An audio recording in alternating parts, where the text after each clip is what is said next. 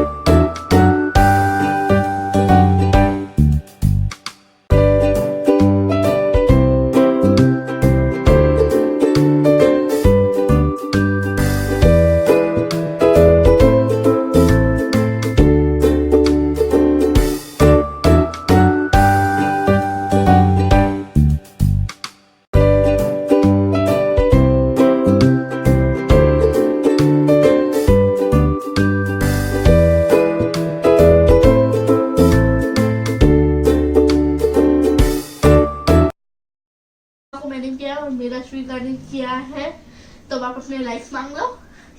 Like कीजिए, share कीजिए, subscribe button को दबा दीजिए। तब तक के लिए बाय बाय।